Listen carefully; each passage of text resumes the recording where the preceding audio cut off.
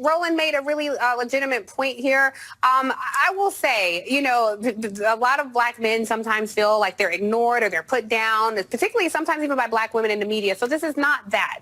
But I do hear Roland's point that felt ignored. But you feel ignored and then you go over to the other side. The oppressed feel oppressed. So then you go and try to align with the oppressor. So I'm not putting black men down, but sometimes it's like, well, some of you Kevin Samuels following Tariq Nasheed quoting people, please look at the truth and see what's happening and get in line with some of the black women. Is majority, like he said, vote Democrat, but that margin of people who can be plucked away from your people and go advance policies that harm your people, I just don't understand that. Roland. Over the past week or so, this thing with Tiffany Cross and MSNBC and Roland Martin has kind of blown up, like in the, before the video. We hear Tiffany Cross talks about, I know you feel that you've been ignored, okay? That patronizing tone, that paternal tone that she has used with black men, that's very familiar. And telling us that we should get in line and vote for Stacey Abrams or vote for whoever instead of voting for or aligning ourselves with people that oppress us. And she's literally telling us who the oppressor is.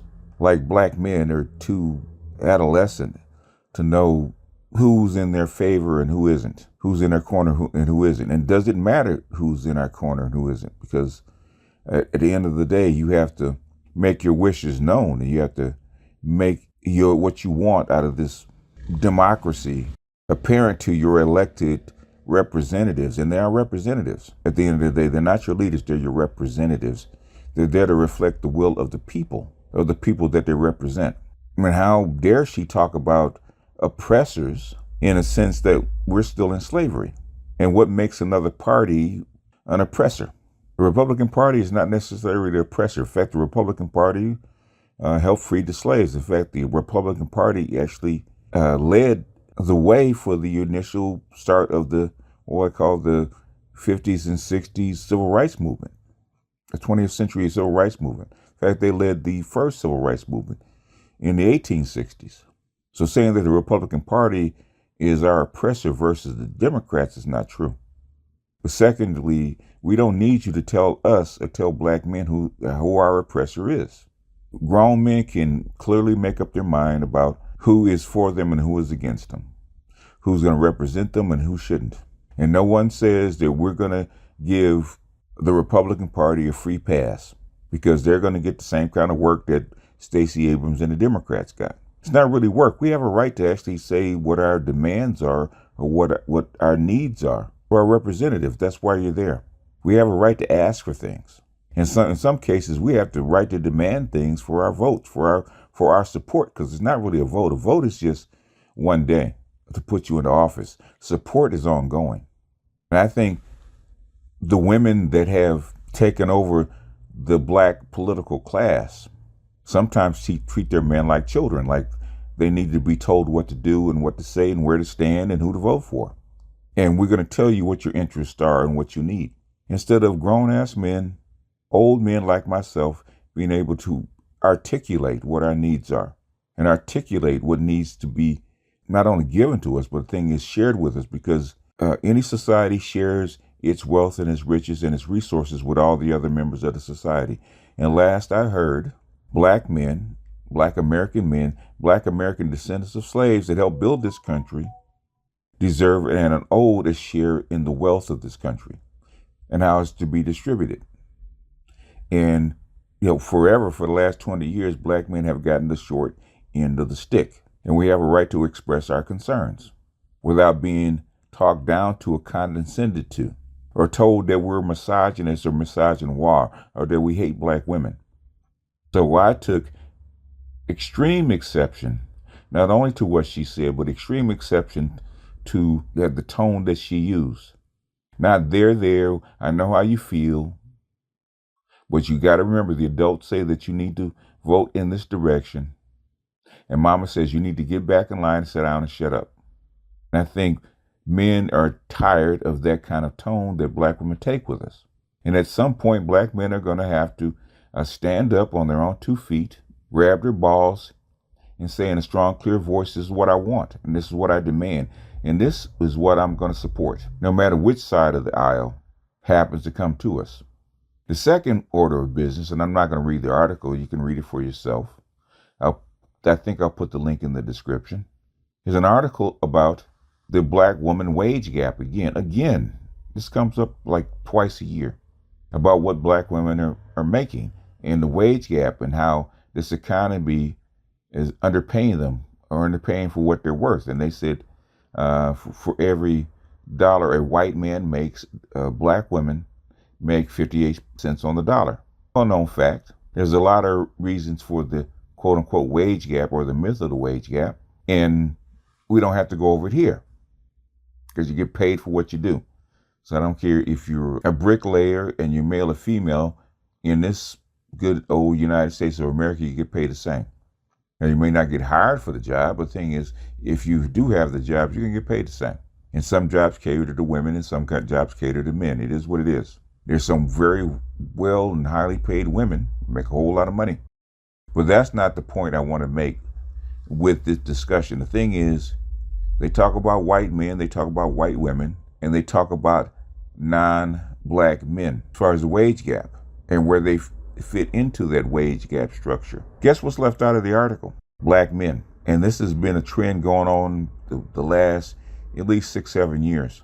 At least 6-7 years. When they talk about a wage gap and what they're earning, it's never about what black men earn or black people earn. It's what black women earn. And they always compare themselves to white people and never to their own men. Why?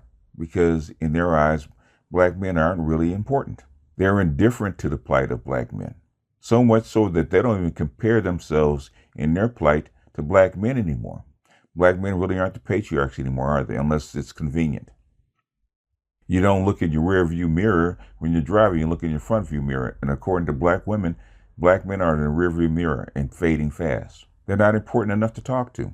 The only time it's important to black women or what black men make or what the education is and whatever it is to prove that how inadequate we are as mates. That's it. The only time they mention black men in money or black men in education or what black men earn. And anytime they mention us, as far as that is concerned, it's about mating and getting together in marriage. And the first thing they do is they flex and they say they are better educated, they start more businesses, and they make more money than black men, all of which is not true, but that's the flex that they use. But when it comes down to hardcore economic data or empirical evidence, they don't mention black men because they see their competitors as white men and white women. And black men are not significantly important unless it's dating and mating. Those are what the two things in this instance have in relationship to each other. How black women don't see us seriously, as a serious mate, as a serious constituent, or even as a serious competitor. They see black men as son husbands and son mates.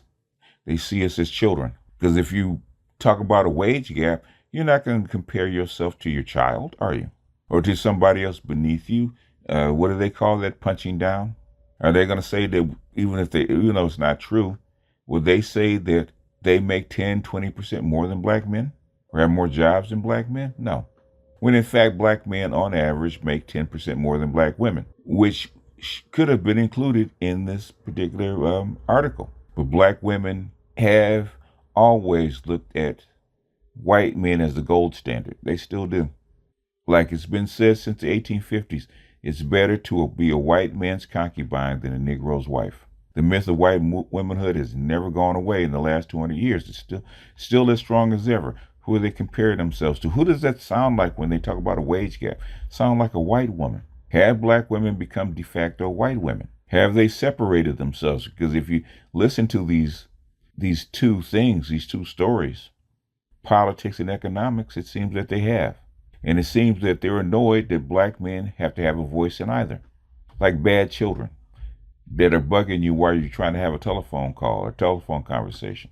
Anyhow, it's just a thought. I should have probably made the video about Tiffany Cross yesterday when I was a lot more angry. And maybe if she says something else, I will kind of unload. But for today, it's just a talk.